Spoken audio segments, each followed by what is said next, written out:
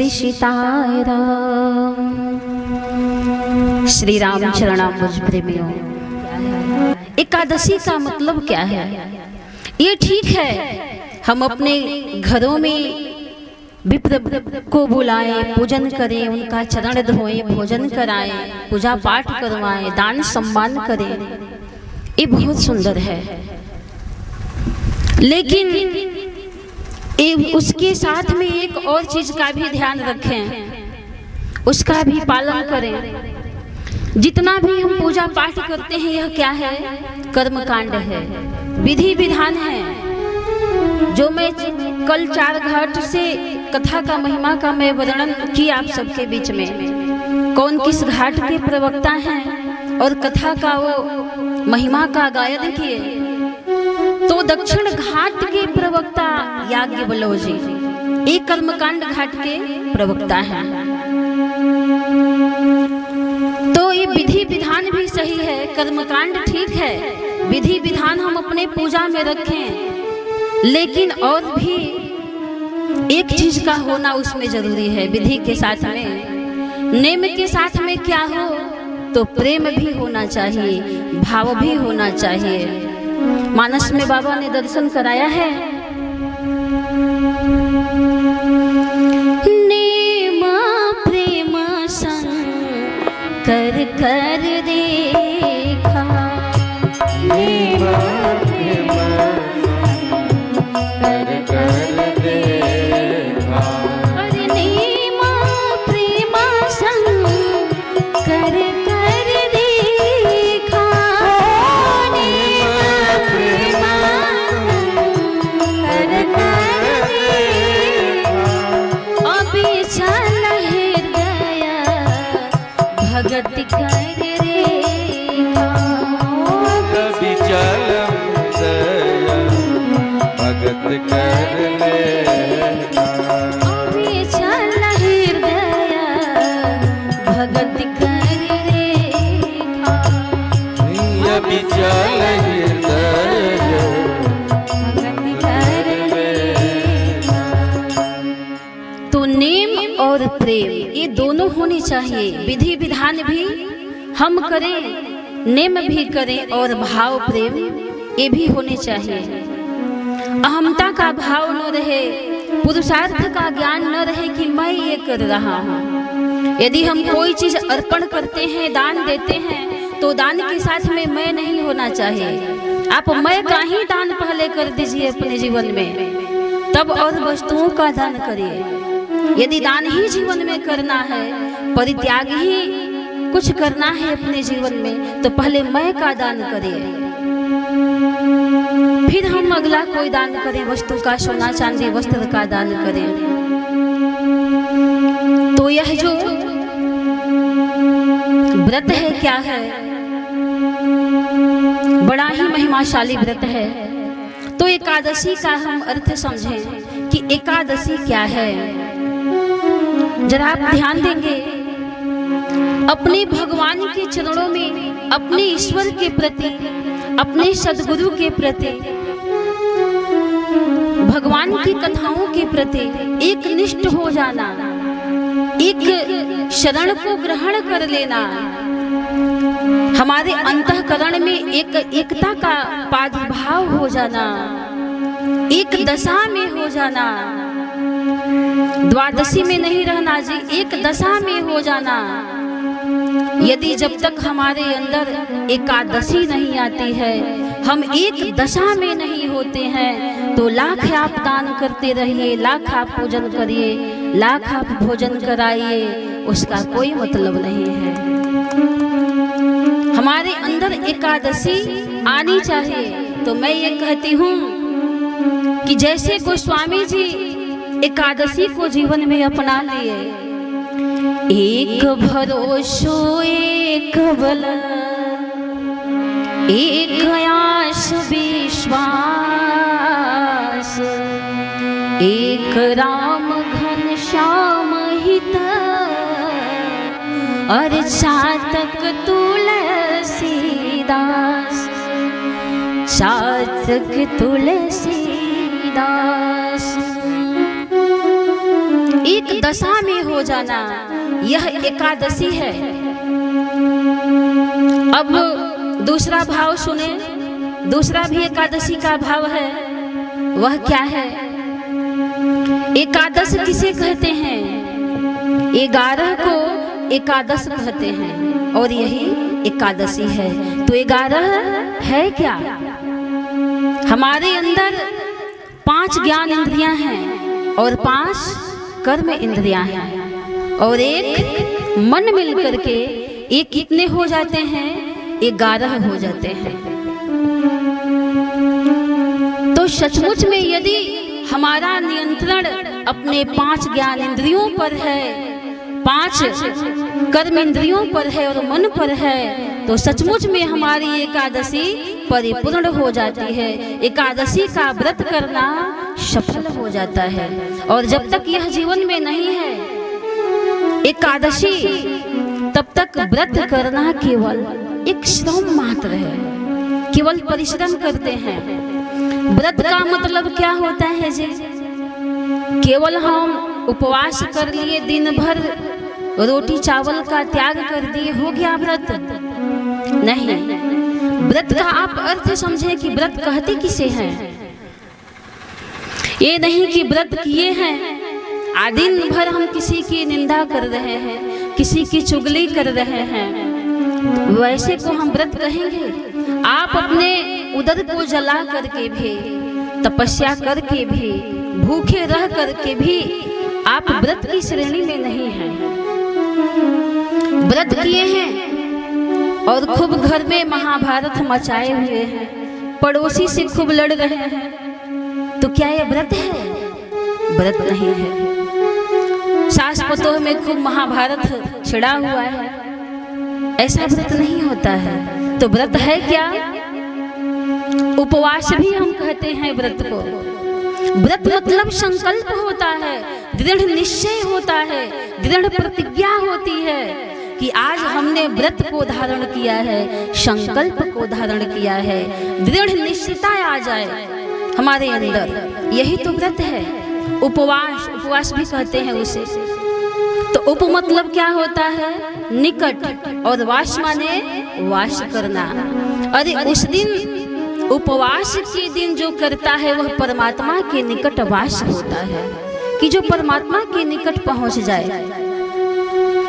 तो हम पेट जला रहे हैं और लड़ाई करेंगे तो भगवान के पास पहुंचेंगे? नहीं।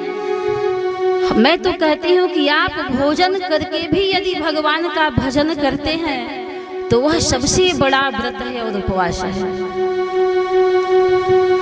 तो सचमुच में यदि यह एकादशी हमारे जीवन में आ जाती है तभी एकादशी की सफलता है, नहीं तो व्रत करना निरर्थक है, केवल श्रम मात्र है। और अपने जीवन में जब तक हम एकादशी में नहीं आएंगे कुछ मिलने वाला नहीं है। देखिए, आप मानस को पढ़कर देखिए, जितने भी पात्र हैं अपने चरित्र से, अपने व्यवहार से उपदेश देते हैं, संदेश देते हैं। मानस की जितनी भी कथाएं हैं, पात्र हैं, क्या है? ये शिक्षा देने वाले हैं, उपदेश देने वाले हैं, ज्ञान देने वाले हैं। आप कहेंगे कि मानस में वो प्रमाण कहाँ है? चलिए हम बालकांड में चलते हैं, जहां देश देश की भूपति नाना आए हुए थे। वो धनुष प्रसंग महाराज श्री जनक जी के यज्ञ का वह प्रसंग है, धनुष यज्ञ का, कि जब भगवान राम धनुष को उठाने के लिए चलते हैं, तोड़ने के लिए चलते हैं, तो श्री जानकी जी के मन की स्थिति तो देखिए, इनकी दशा कैसी हो रही है। श्री जानकी जी एक दशा में नहीं रह पाई जी, बहुदशा में हो जाते हैं।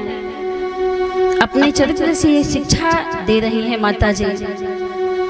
बहुदशा में हो गई उस समय। बाबा मानस में इंगित करते हैं, इशारा करते हैं कि मन ही मन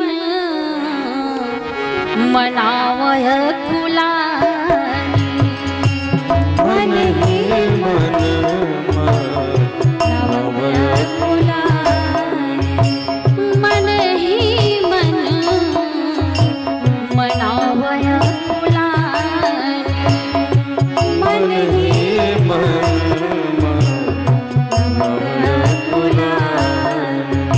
हो प्रसन्न महेश भवानी हो प्रसन्न तब राम ही अरे बिलो की भय दे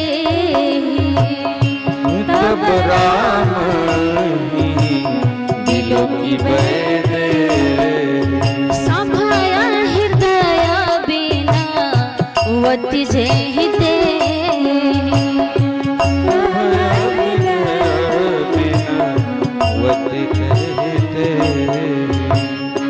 सभय हृदय बिना वति जे हिते सभय हृदय पति जयते गणनायक बर दायक देवा गणनायक बर दायक देवा आजू लगी कि हम तू सेवा आज लगी तू सेवा आज लगी कि हम तू सेवा आज लगी कि हम तू सेवा आज लगी कि हम तू सेवा। श्री जानकी जी सभे हृदय से सभी देवताओं को पुकारने लगी। ज्यों ही भगवान श्री रामचंद्र जी धनुष को उठाने के लिए आगे बढ़ते हैं तो माँ के हृदय की जो स्थिति है वह विचित्र सी हो जाती है। यह एक दशा में नहीं रह पाती हैं। कौन? श्री जानकी जी बहु दशा में हो जाती हैं जी। सबको मनाने लगती हैं। ज्यों ही शंकर भगवान को पुकारते हैं, ज्यों ही वो चलते हैं कि मैं जाकर जानकी की सहायता करूं, तो फिर ये गणेश भगवान को पुकारने लगती हैं। तो शिव जी देखिए, जरा आप ध्यान देंगे इन प्रसंगों पर। ज्यों ही और देवताओं को ये बुलाने लगती हैं, भगवान शिव को बुलाती हैं, तो गणेश भगवान वहीं रुक जाते हैं। जिसको जिसको ये पुकारती गई, गणनायक वरदायक देवा आज लगी किन्हीं तू सेवा हो प्रसन्न महेश भवानी। जब एक को पुकारती हैं जानकी जी, भगवान शिव को पुकारी, फिर उन पर ये रह नहीं पाई, उन पर इन्हें विश्वास नहीं हुआ कि ये शायद आ पाएंगे। प्यारे बंधुओं, सबसे बड़ी चीज क्या है? विश्वास ही तो है। यदि हमारा विश्वास यदि एक जगह नहीं होगा तो सहायता मिलने वाली नहीं है। कहा गया है कि बिनु विश्वास भगति नहीं, तेहि बिनु द्रवहि न राम। बिना विश्वास का हम कहते हैं कि हम बहुत विश्वास करते हैं भगवान पे, विश्वास तो करते हैं, लेकिन हम दृढ़ विश्वास नहीं कर पाते हैं। तो ये जीव ही शंकर भगवान को बुलाई, वो बेचारा अभी चल ही रहे हैं अपना साज समाज लेके, त्यों ही गणेश भगवान को बुलाने लगे। शंकर भगवान रुक जाते हैं। फिर जब गणेश भगवान को बुलाए, गणेश भगवान तैयार हुए चलने के लिए, फिर किसी और देवता को बुला दिया। गणेश भगवान भी रुक जाते हैं। इनकी सहायता करने के लिए कोई भी वहां देवता नहीं पहुंच पाते हैं, तो निराश हो जाती हैं। माँ अम्बा उदास हो जाती हैं कि अब मैं किस पर भरोसा करूं, किस पर मैं विश्वास करूं कि मुझे सहायता उनके द्वारा मिलेगी। जैसे आप अपने समाज में ही देखें, आप जब किसी को बुलाते हैं अपने यहाँ शादी विवाह में, वही व्यक्ति आता है, बिना बुलाए कोई नहीं आता है। चाहे आप कितना हो धनवान हो, बिना बुलाए कोई जाता है जी शादी विवाह में? नहीं जाता है। जिसको बुलाया जाता है वही पहुंचता है, चाहे वह श्राद्ध का हो, चाहे शादी विवाह का भोज हो। लेकिन एक चीज देखने को मिलता है कि जो मांगने खाने वाले दिनहीन गरीब होते हैं बेचारे, वो बिना बुलाए भी पहुंच जाते हैं। उनको बुलाना नहीं पड़ता है, वो निमंत्रण कार्ड नहीं जो होते हैं, जहां ही भोजन मिला वो बैठ गए खाने के लिए और प्रसाद पाकर के चले जाते हैं। तो भोजन दो प्रकार से न होता है भाई किसी के यहाँ, ऐसे नहीं होता है।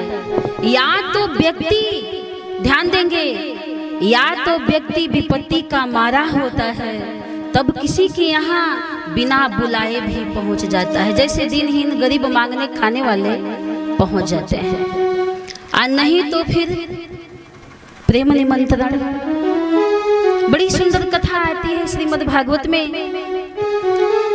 दुर्योधन ने योगेश्वर श्याम सुंदर श्री कृष्ण भगवान को निमंत्रण दिया भोजन करने के लिए, कि आज आपको आना है भोजन करने के लिए। ये भक्त का भाव देखिए और भगवान का भाव देखिए। निमंत्रण मिला कृष्ण भगवान को, कहां से? दुर्योधन के राज दरबार से। और एक प्रेम भी निमंत्रण और आया था, कहां से? विदुर जी के घर से। तो भगवान को तो इतना जरूर समझ है कि कौन प्रेम से बुला रहा है और कौन प्रदर्शन का भाव लेकर के बैठा हुआ है, कि आज कृष्ण आएंगे तो मैं उन्हें 56 प्रकार का भोग खिलाऊंगा। तो क्या आप भगवान को भोग से खरीद सकते हैं? फूल चढ़ाकर खरीद सकते हैं? क्विंटलों फूल चढ़ाइए, क्विंटलों मीठा लड्डू चढ़ाइए, क्या आप मना सकते हैं? अरे प्रभु तो भाव के भूखे हैं, भाव अवश्य भगवान बिना भाव के नहीं मिलते हैं। तो कहा गया है कि दो विध भोजन कीजिए राजा, आप विपत्ति पड़े या प्रीत।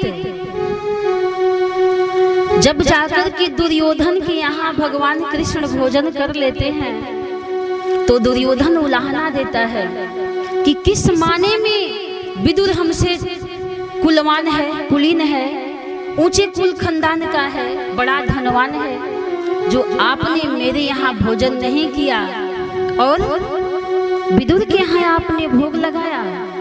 मोते विदुर कहाँ है नेको, आ जाके रुचि सो भोजन किन्हो। हे केशव कहियत सुत दासी को, दासी के पुत्र के यहाँ आपने भोजन कर लिया, अपने मान सम्मान का भी आपने परवाह नहीं किया। कहियत सुत दासी को। योगेश्वर भगवान श्री कृष्ण ने कहा, ऐ दुर्योधन, किसी के यहाँ भोजन तो दो प्रकार से की जाती है। दो विध भोजन कीजिए राजा, अब विपत्ति पड़े या प्रीत, तो ही प्रीत न मोहि आपदा, तो ही प्रीत न मोहि आपदा, यही बड़ी विपरीत। हे दुर्योधन, बताओ फिर भोजन हो तो हो कैसे हो? क्या भोजन हो सकते हैं? नहीं हो सकते हैं। तो बड़ा सुंदर पद आता है कि भगवान तो भाव के बस में है, प्रेम के बस में है, क्या कोई उन्हें खिला करके बस में कर सकता है?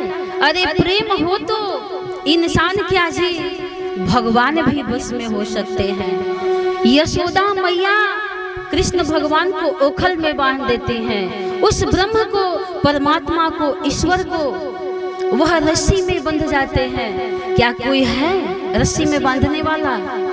वह अपार महिमाशाली भगवान, अत्यंत बलशाली, क्या आप बल से बांध सकते हैं? नहीं, बल से नहीं बांध सकते हैं, प्रेम से वह परमात्मा बनता है। एक भक्त था, क्या कहो भाव तो अनेकों आ रहे हैं, जो कहा जाता है कि ज्यों केले के पात में पात पात में पात, आत्यो व्यासन के बात में बात एक भक्त था, भगवान की बैठ करके वह पूजा कर रहा था। बहुत ही वह प्रभावशाली भक्त था। भगवान उसकी भक्ति से प्रसन्न हुए, दर्शन दिए, सामने आए भगवान। तो भक्त ने सोचा कि मैं भगवान का अब हाथ पकड़ लूं, अब इनको जाने नहीं दूंगा, सोचता है भक्त। तो भगवान भाई दर्शन दिए, बोले अब मुझे जाने दो, और भी मेरे भक्त हैं, सब भक्तों पर मैं अपना नजर घुमाता रहता हूँ, एक तुम ही थोड़ी ना हो।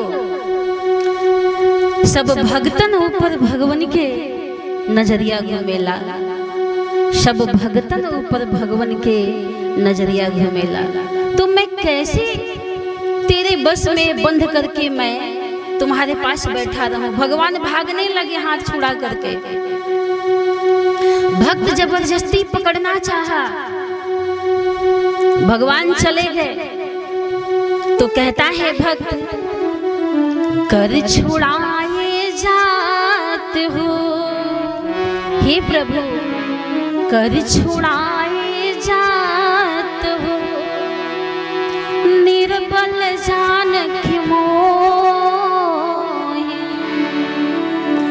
हृदय से मेरे जाओगे तो सबल समझूंगा, तो ही राम सबल समझूंगा।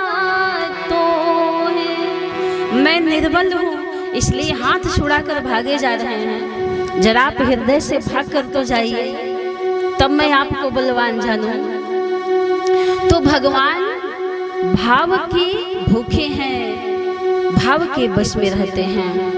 हरि की प्रभु जी रिझिला रिझाई लाकवन गुण से, प्रभु जी रिझिला रिझाई लाकवन गुण से, प्रभु जी रिझिला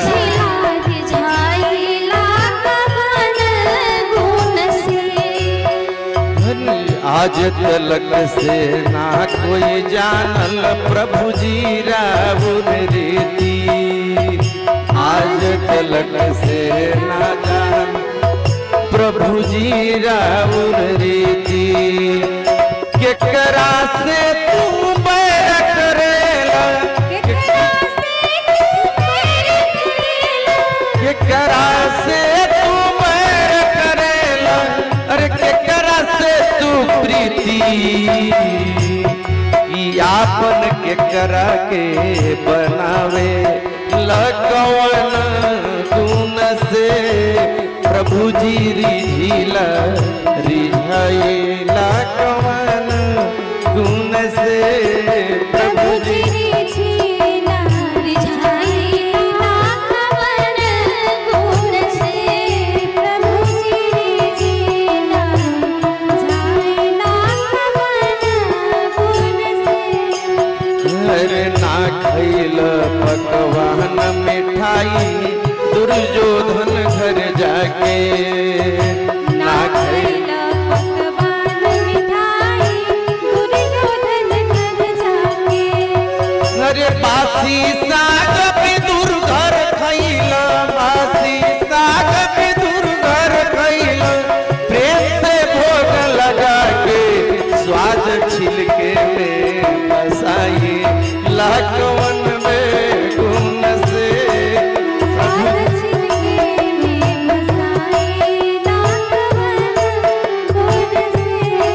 प्रभु जी रिझिला रिझाई लाकवन गुण से, प्रभु जी रिझिला रिझाई लाकवन गुण से। अरे ना अइल मथुरा से तड़पत रह गईली ब्रज नारी, ना अइल मथुरा से तड़पत रह गईली ब्रज नारी, अरे ना अइल मथुरा से तड़पत रह गईली ब्रज नारी, ना अइल मथुरा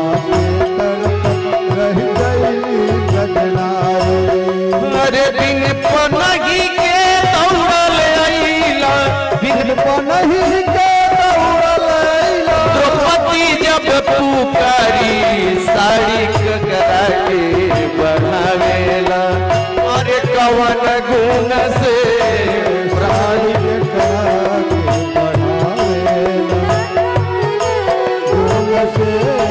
प्रभु जी रिझिला रिझावेला कवन गुण से प्रभु जी रिझिला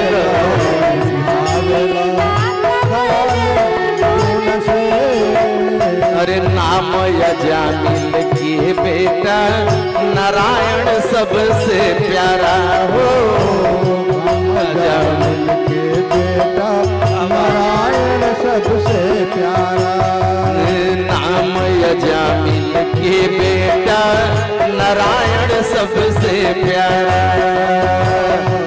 यजामिल के बेटा नारायण सबसे प्यारा अरे हे नारायण हमें बचाओ हे नारायण हमें बचाओ अरे मरते वक्त पुकारा लेके चक्र सुदर्शन धावे कवन गुण से लेके चक्र सुदर्शन धावे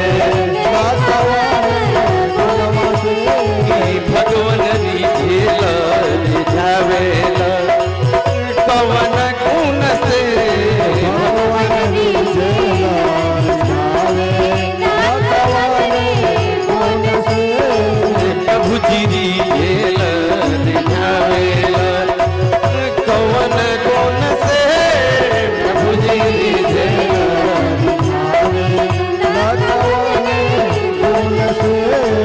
मेरी आज तलक से केहू न जानल प्रभु जी राउर रीति आज तलक से केहू न जानल प्रभु जी राउर मेरे केकरा से तू बैर करेला केकरा से तू प्रीति केकरा से तू बैर करेला केकरा से तू प्रीति कि आपन केकरा के बनावेला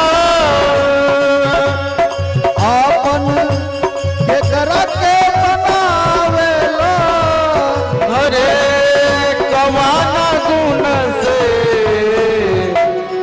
कि प्रभु जी रिझेला कवन गुण से प्रभु जी रिझेला कवन गुण से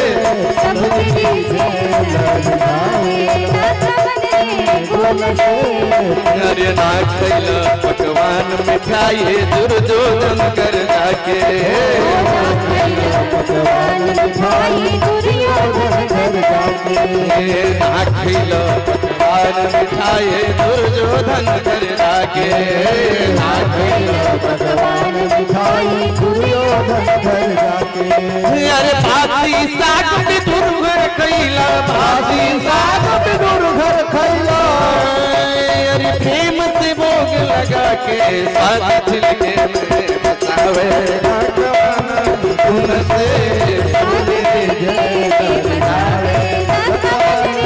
गुण से प्रभु जी रिझेला रिझावेला गुण से प्रभु जी रिझेला रिझावेला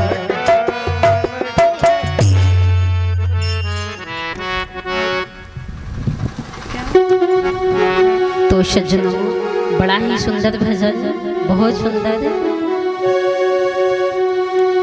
सचमुच में भगवान भक्त के बस में है, भाव के बस में है भगवान, भगत के बस में है भगवान। तो बिना प्रेम के भाव के मिलने वाले नहीं है वो। तो कहने का अभिप्राय यह है कि यदि किसी को प्रेम से बुलाया जाए तब वो है आपके यहाँ आता है, नहीं तो फिर विपत्ति में व्यक्ति आता है। श्री जानकी जी एक एक करके बुला रही हैं, लेकिन उनकी सहायता के लिए वहां कोई नहीं पहुंच पाता है। तो अंत में निराश होकर क्या कहती हैं? सकल सभा के हो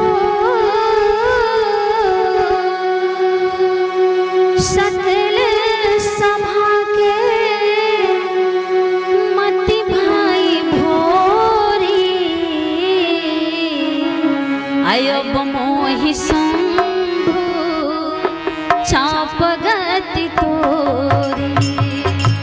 अब मोहि शंभो चाप गति तोरी।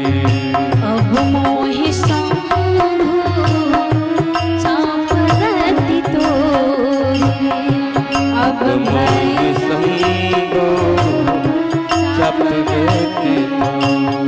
अब मोहि शंभो चाप गति तोरी। सबसे विश्वास भरोसा जानकी जी का उठ गया तो कहती हैं कि हे जड़ धनुष, सबको मैं बुला कर देख ली, अब किसी पर मुझे विश्वास नहीं है, भरोसा नहीं है। अब मैं तुम्हारे ही भरोसे हूँ, तुम्हारा ही बल मुझे अब चाहिए। तो धनुष में से भी आवाज निकलने लगता है। धनुष ने कहा कि माँ मैं कितना हल्का हो जाऊं, और सबसे पहले तो ये बताइए कि जो मेरा ये वजन है इसको मैं कहाँ रखूं, तब तो मैं हल्का होऊंगा। मैं तो भारी हूँ, वजनीय हूँ, कहाँ रखूं मैं अपने वजन को। जड़ धनुष भी बोलने लगा। ऐसा यह विश्वास, आप चैतन्य की बात क्या कर सकते हैं। यदि विश्वास हो, दृढ़ संकल्प हो, दृढ़ निश्चय हो, तो वही जड़ता में भी संचारता का वह उत्पाद उत्पन्न हो जाता है और सहायता मिलने लगती है। धनुष ने कहा मैं कितना हल्का हो जाऊं। माँ ने कहा कि मैं क्या बताऊं कि तुम कितने हल्के हो जाओ। सुमन समेत बाम कर दो ना, असावर कुंवर सखी सुठी लोना। अरे मैं तो ये सुनी हूँ कि जिन्हें फूल तोड़ने में भी पसीना आता है, वो कितना धनुष का वजन उठा पाएंगे मुझे नहीं मालूम है। धनुष ने कहा मैं अपना भार कहाँ रखूं। माँ जगदम्बा ने कहा कि जो ये राजा बार बार उचक रहे हैं, उठ रहे हैं धनुष तोड़ने के लिए, हे धनुष तुम अपना भार उन राजाओं पर रख दो। निज जड़ तालो गन पर डारी, निज तालो गन पर डारी। निज जड़ तालो गन पर डारी। निज जड़ तालो गन पर डारी। अरे हो हर पति निहारी, पति निहारी, हर पति निहारी, हर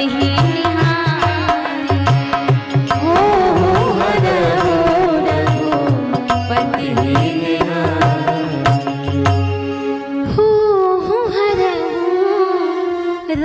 रघुपति निहारी।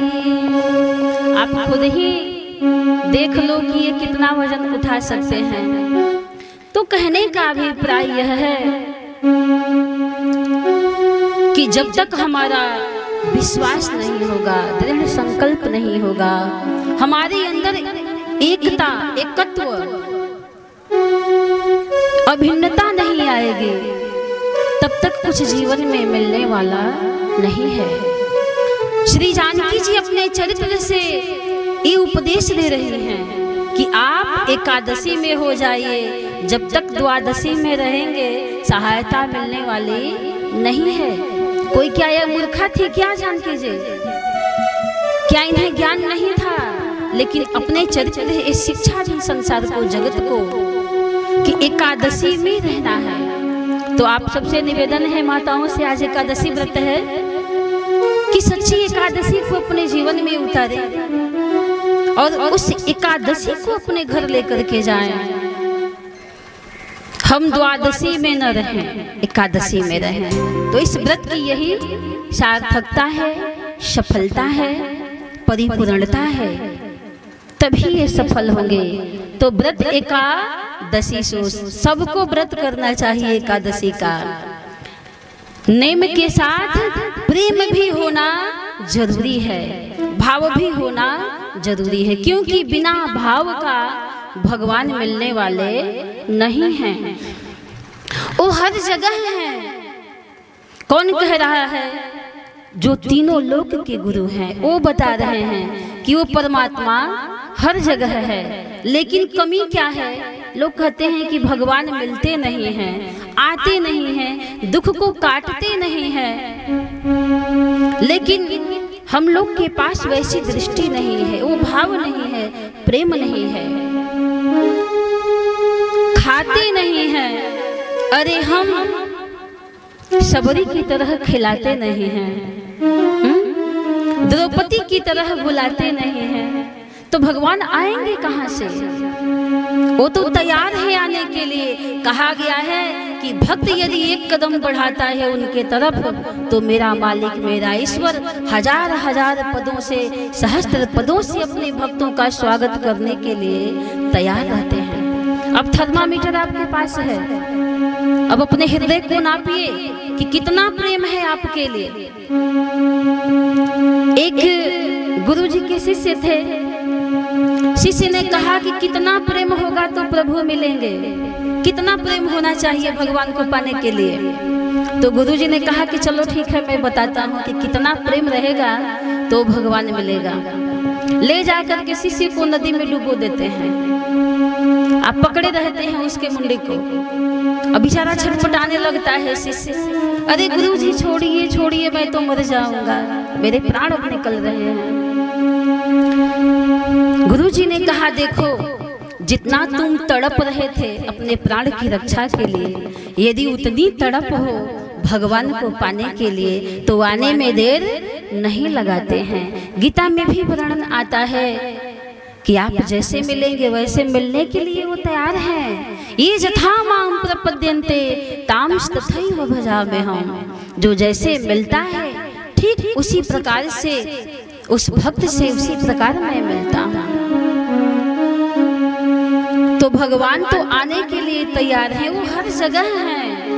भगवान शिव कहते हैं जो तीनों लोक के गुरु हैं। क्या कह रहे हैं? हरि व्यापक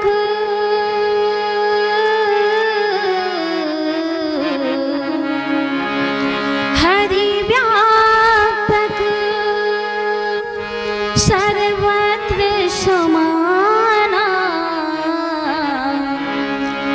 प्रेमत प्रगट होहि मैं जाना, प्रेमत प्रगट होहि मैं जाना। वो प्रेम से मिलने वाले हैं, भाव से मिलने वाले हैं। तो हम अपने अंदर एकादशी को धारण करें, एकत्वता को प्राप्त हो जाए, यही एकादशी है।